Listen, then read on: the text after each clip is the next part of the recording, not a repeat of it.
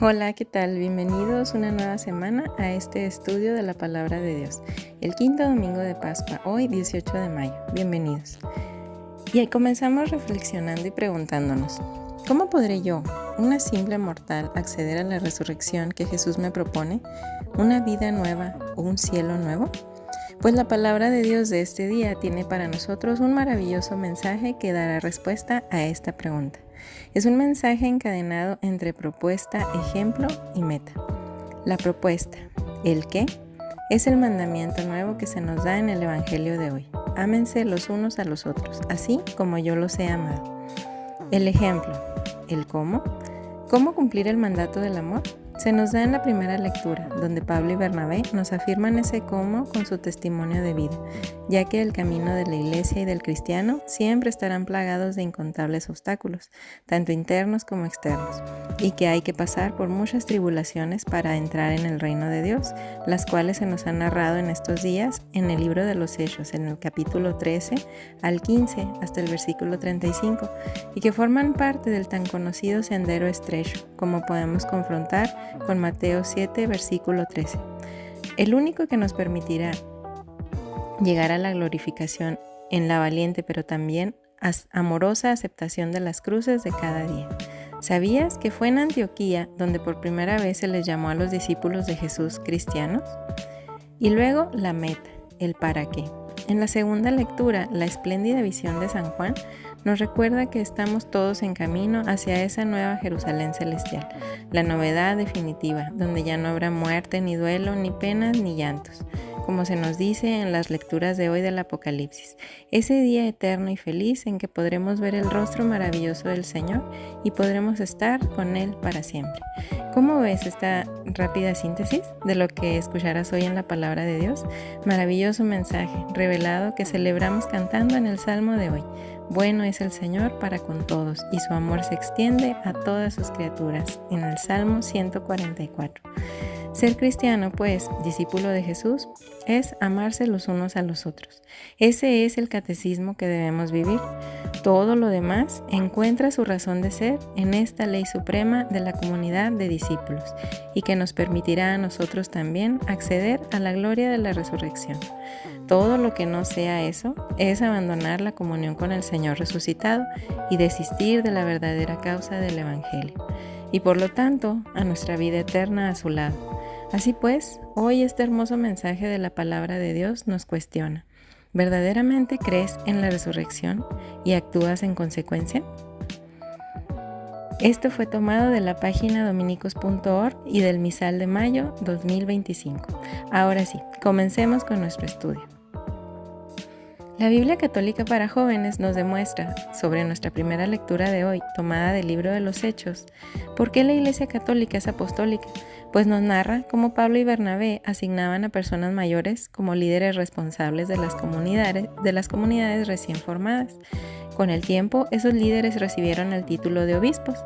Y recuerda, cuando te pongamos una cita, es muy recomendable ponerle pausa al video e ir a visitar esa cita que se nos propone para una mayor comprensión de estos mensajes que estamos meditando en la palabra de Dios. Recibieron el título de obispos y fueron reconocidos como sucesores de los apóstoles. A las personas que les ayudaban en su liderazgo les llamaban presbíteros y corresponden a los sacerdotes de hoy. Como sucesores de los apóstoles, los obispos de todo el mundo mantienen una unión entre sí y el Papa. El Papa, como obispo de Roma, es la cabeza de todos los obispos en memoria de Pedro y Pablo, pues en Roma descansan los cuerpos de estos dos grandes líderes de la Iglesia.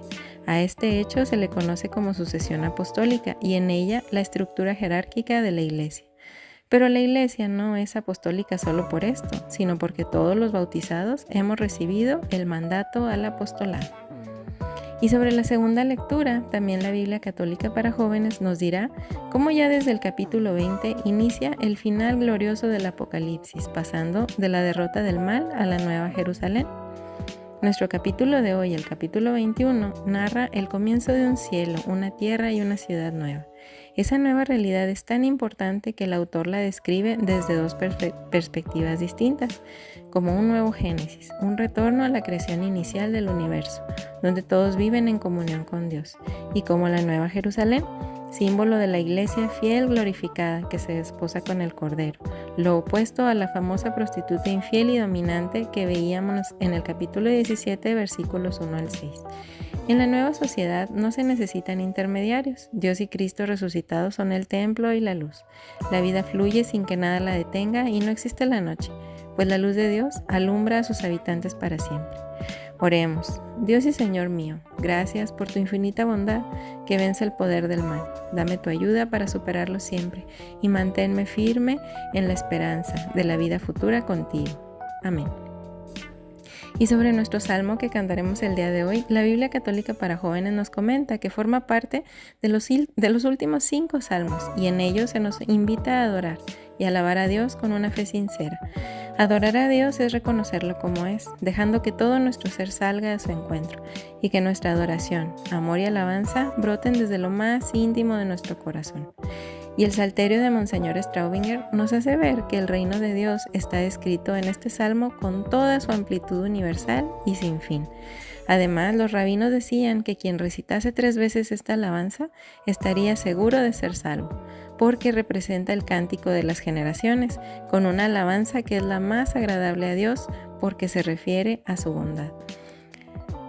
La revista Biblia y Vida Litúrgica nos dice en nuestro Evangelio de hoy que la presencia de Judas en la última cena está llena de dificultades. Por un lado, las distintas narraciones difieren notablemente. Marcos habla de forma genérica que uno de los 12 entregará a Jesús. Mateo precisa de quién se trata al ser preguntado por el mismo Judas. En Juan tenemos un término medio. Jesús se lo dice únicamente al discípulo a quien amaba. Jesús sabía perfectamente que uno de los 12 lo traicionaría. Conoce incluso el nombre. La traición de Jesús no fue un acto de fragilidad o malicia humana. Detrás de Judas e impulsándolo a la acción estaba Satanás. Judas es simplemente un instrumento en sus manos. Entra en escena el discípulo amado. Según la tradición, se trata de Juan, el hijo de Zebedeo. Se acentúa entonces su proximidad a Cristo. Al evangelista le interesa destacar que su autoridad es tan grande o mayor que la de Pedro, y lo hace para que los lectores acepten el testimonio de este discípulo amado, ya que a él, directa o indirectamente, se remonta el evangelio.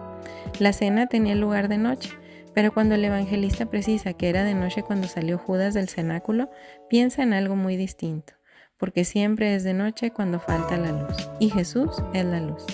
La glorificación del Hijo del Hombre coincide con el último acto de rechazo por parte de los suyos y con la máxima humillación en la cruz. La razón es que la crucifixión y la muerte constituyen únicamente el primer acto de todo lo que vendría después.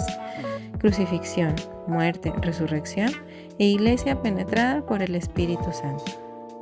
Y la página dominicos.org nos comenta en nuestro Evangelio de hoy que la última cena de Jesús con sus discípulos quedaría grabada en sus mentes y en su corazón, pues fue su discurso de despedida y el mismísimo testamento de Jesús a los suyos.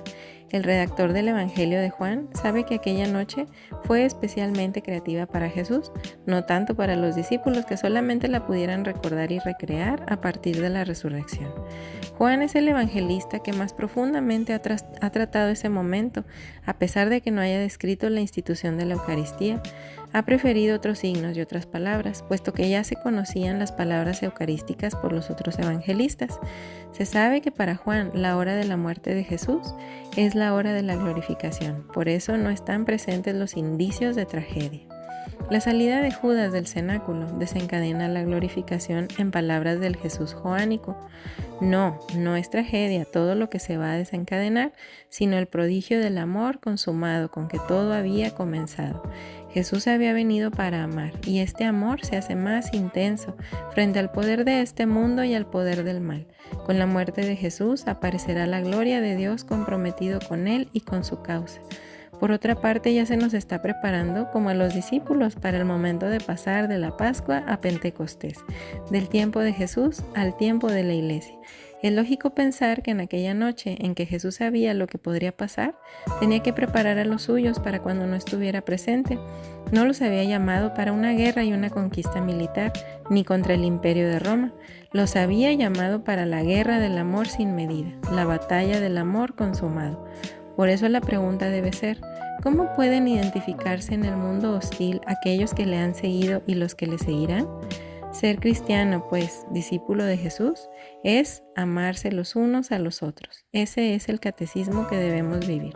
Todo lo demás encuentra su razón de ser en esta ley suprema de la comunidad de discípulos. Todo lo que no sea eso es abandonar la comunión con el Señor resucitado y desistir de la verdadera causa del Evangelio. Y para terminar nuestro estudio de hoy, la Biblia Católica para Jóvenes nos invita a hacer una hermosa oración sobre el nuevo y único mandamiento del amor que nos dio Jesús. Y es único porque contiene a todos los anteriores. Oremos. Jesús, saliste de la hoguera del amor del Padre y viniste para amarnos. Esa fue tu misión, te hiciste uno de nosotros para enseñarnos en qué consiste la vida divina que nos comunicas al vivir el mandamiento del amor. Tú lo cumpliste al máximo, cumpliendo así tu misión, y nos lo diste para que nosotros lo vivamos y fomentemos de modo que se convierta en la esencia de la nueva humanidad.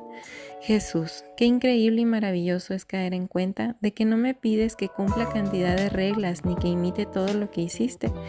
Lo único que me pides es que te permita vivir en mí, para que tu Espíritu me ayude a transmitir tu amor y a seguir realizando tu misión en la tierra. Y de esta forma el Espíritu Santo, contando con nosotros, podrá transformar radicalmente el mundo en que vivimos. Quiero que mi vida sea tu vida, que mi tiempo sea tu tiempo, para sonreír al que está de mal humor, animar al triste, ayudar al necesitado, colaborar en equipo, aceptar a los demás como son. Ayúdame a vivir siempre tu único mandamiento del amor, para ser como tú, fuente de vida y esperanza. Y a continuación, vamos a cerrar este estudio con un mensaje real de la Virgen María, Nuestra Señora de la Paz, desde Medjugorje. Queridos hijos, os invito a orar, no pidiendo, sino ofreciendo sacrificios, sacrificándoos. Os invito al anuncio de la verdad y del amor misericordioso. Oro a mi Hijo por vosotros, por vuestra fe, que en vuestros corazones disminuye cada vez más. Le pido a Él que os ayude con el Espíritu Divino, como también yo deseo ayudaros con el Espíritu Materno. Hijos míos, debéis ser mejores. Solo los que son puros, humildes y llenos de amor, sostienen el mundo, se salvan a sí mismos y al mundo. Hijos míos, mi Hijo es el corazón del mundo. Es necesario amarlo y orarle a Él, y no traicionarlo siempre de nuevo. Por eso vosotros, apóstoles de mi amor, difundid la fe en los corazones de los hombres con vuestro ejemplo, con la oración y con el amor misericordioso. Yo estoy a vuestro lado y os ayudaré. Orad para que vuestros pastores tengan cada vez más luz, para que puedan iluminar a todos aquellos que viven en las tinieblas. Os doy las gracias. Mensaje del 2 de mayo del 2020. Y es así como llegamos una vez más al fin de este estudio y reflexión. Gracias por haberme acompañado a estudiar la palabra de Dios de este quinto domingo de Pascua. Recuerda que Dios quiere que le conozcas más cada vez, pues no podemos amar lo que no conocemos. Y si quieres seguir creciendo en su conocimiento, dale me gusta a este video y compártelo para que Jesús sea amado por todos los corazones. Dios te bendiga. Nos vemos. Hasta la próxima.